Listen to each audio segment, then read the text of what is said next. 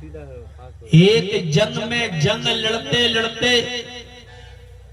एक सहाबी जब जख्मी हो गए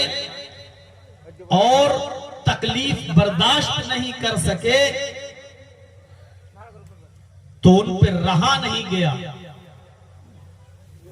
किसी दूसरे सहाबी ने कहा, अल्लाह के रसूल देखिए अल्लाह की राह में कितना लड़ा है वो आदमी, उसने अपने आप को जख्मी कर लिया,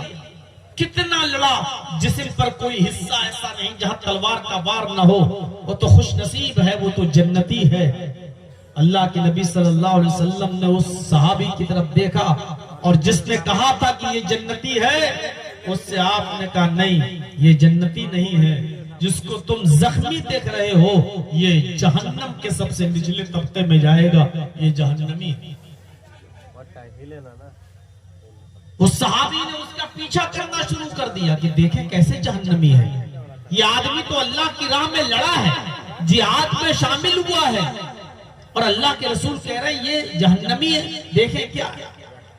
ये कुछ दूर जाता है और इसने अपनी तलवार को जमीन पर गाड़ा, अपनी तलवार को जमीन पर गाड़ा और मैदाने जंग में जो उसको तकलीफ पहुंची थी, जख्म लगे थे,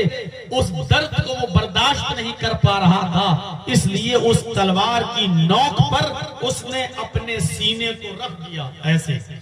जमीन पे तलवार गाड़ी और उसकी नोक पर अपने सीने को रखा और पूरा का पूरा बोझ उस तलवार के ऊपर डाल दिया, अपना पूरा वजन उस तलवार की नोक पर रख दिया और तलवार को उसने उस पार कर लिया, यहां से दाखिल हुई और यहां से निकल गई। वो आदमी खुदकुशी कर गया, मर गया। वो सहाबी इस दुनिया से रुखसत हो गए। ये सहाबी आए जिन्होंने उसको खुदकुशी करते हुए देखा, तलवार अपने सीने पर लगाकर मरते हुए देखा,